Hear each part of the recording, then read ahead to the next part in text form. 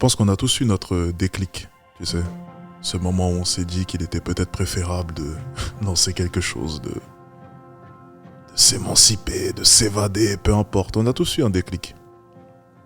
Alors pour la plupart, c'est venu après des difficultés dans leur vie, peut-être des tragédies. Mais ça peut être aussi un déclic qui a été fait de manière très simple. Ça peut être une phrase, quelque chose entendu, une information. Peu importe.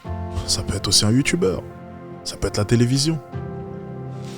Pour moi, le déclic, tu sais, il s'est fait lorsque j'étais basketteur. Je me rappellerai toujours. On était parti jouer à Dijon. Je l'oublierai jamais. À cette époque-là, j'étais espoir, donc un jeune espoir au basket. J'étais présélectionné en équipe de France cette année-là. Je tournais à plus de 14 points de moyenne chez les jeunes. Tout se passait bien. Je venais de faire une rentrée en pro, encore une fois. Bon, je jouais pas beaucoup, j'étais jeune, mais je jouais quelques minutes. C'était cool. C'était sympa.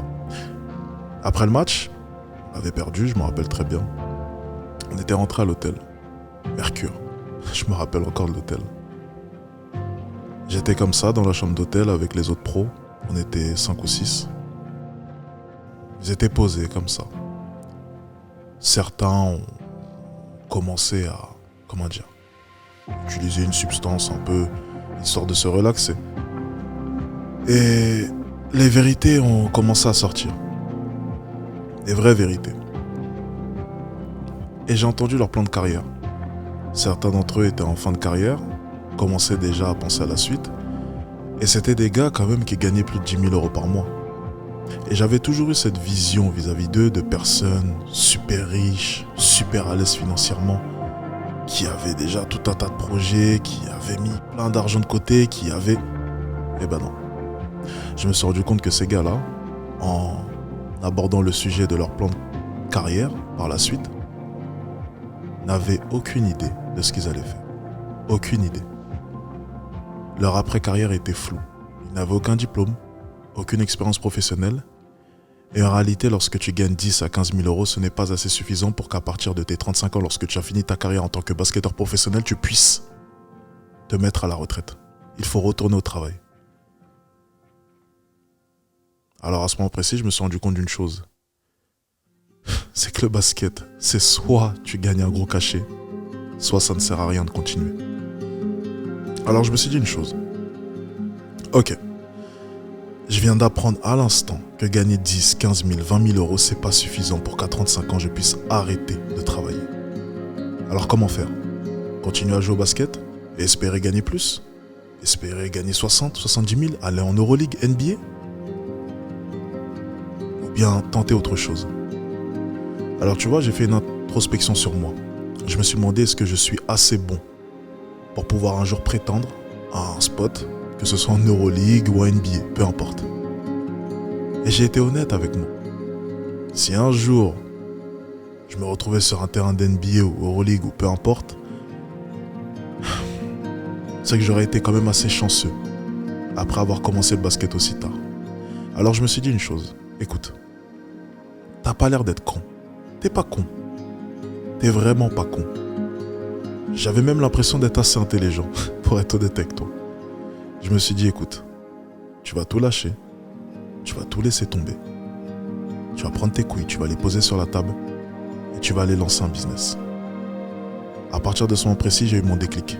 Dans cette chambre d'hôtel, là, en les regardant, en train d'être flou vis-à-vis de la suite de leur vie, en ne sachant pas quoi faire. À ce moment précis, j'ai vu des gars qui étaient perdus. Et j'ai eu le déclic. J'avais 19 ans à ce moment-là. 19 ans. Et à partir de là, je me suis promis une chose. C'est que j'allais tout essayer pour réussir ma vie. Tout. Lancer un business. Échouer. Tout quitter. Tout plaquer. Tout le confort que j'avais mis en place depuis maintenant des années en centre de formation. J'allais tout quitter du jour au lendemain pour me lancer. À la fin de cette année-là, j'ai annoncé que je partais. Personne n'a compris mon choix. Et à vrai dire, je le regrette pas.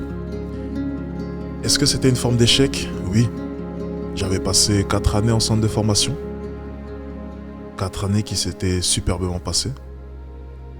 Et j'avais décidé de descendre en 3e division pour me rapprocher de Paris, pour pouvoir commencer à lancer mes projets. C'était à peu près une forme d'échec, oui, on peut le dire. C'était même un échec. Mais avec le temps, j'ai compris une chose. C'est que l'échec est nécessaire à la réussite. En réalité, pour faire le parallèle avec le business, je vois tout un tas de personnes qui s'accrochent à leur business. Comme ça, sans raison. Pour la plupart, ça fait 2-3 ans qu'ils sont enfermés dans leur marque de vêtements qui ne marche toujours pas. Ça fait 2-3 ans que je vois des entrepreneurs s'accrocher à leur business qui ne fonctionne toujours pas. En réalité, j'ai compris la raison de tout cela. C'est qu'on a toujours un goal, un objectif.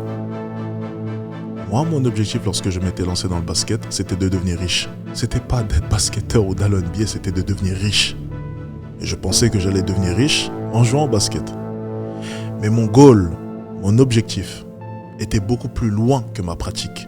Mon but, c'était d'être riche, pas de réussir dans le basket. Et je pense que ça a été une chose très importante. Parce que le problème de la plupart des personnes, c'est qu'ils fixent un goal, un objectif à la hauteur de leur business. C'est-à-dire que lorsque vous allez lancer un business, vous allez vous dire « Ok, mon objectif, c'est de réussir dans cette marque de vêtements. C'est de l'amener au plus haut niveau. » Ça, c'est une erreur. Mon objectif, c'est que mon agence de marketing aille au plus haut niveau. Ça, c'est une erreur. Ton objectif doit être au-dessus de ton business, doit être au-delà de ton business. Pourquoi ? Parce que rien ne te garantit que tu vas réussir. Rien ! Qui te dit que ce ne sera pas le deuxième business que tu vas lancer qui va réussir ? Mais si tu as fixé un objectif à la hauteur de ton business, malheureusement, tu ne pourras pas abandonner parce qu'on n'abandonne pas ces objectifs. Jamais. Ton goal, tu ne peux pas l'abandonner. Alors j'ai compris une chose, c'est que la chance dans tout cela, c'est que mon goal était au-dessus de ma pratique, au-dessus du basket. J'ai testé tout un tas de business. J'ai échoué un nombre incalculable de fois. Mais en réalité, au fond de moi, j'ai pas vraiment échoué. Parce que mon goal était toujours le même, c'était avoir de l'argent.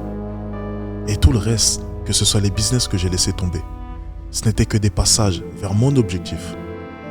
Mais mon goal, lui, je l'ai jamais abandonné. J'ai jamais abandonné cette envie de devenir riche, d'avoir cette liberté financière. Jamais. Elle a toujours été là. J'ai toujours vu le bout du tunnel. Le reste, ce n'était que des épreuves pour m'amener vers celui-ci.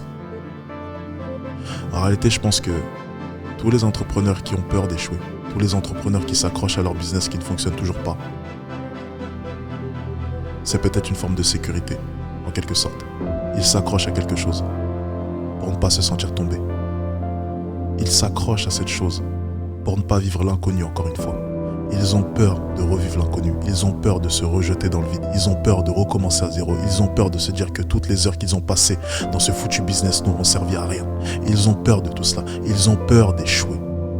Ils ont peur de se dire que peut-être que je me suis trompé depuis le début. Peut-être que depuis le début, je suis dans le faux. Peut-être que depuis le début, tout ce que j'ai fait ne servait à rien. Mais ce qu'ils n'ont pas compris, c'est que ça n'a pas servi à rien. Vous avez appris. Et vous allez apprendre encore. Constamment, vous allez apprendre. Et au fur et à mesure du temps, vous allez commencer à vous ajuster. Mais pour apprendre, il faut aussi accepter l'échec. Il faut l'accepter, l'assimiler et essayer d'en tirer des leçons. Si j'ai un conseil à vous donner, c'est échouer. Échouer. Encore et encore. N'ayez pas peur d'échouer. Parce que l'échec produit la réussite.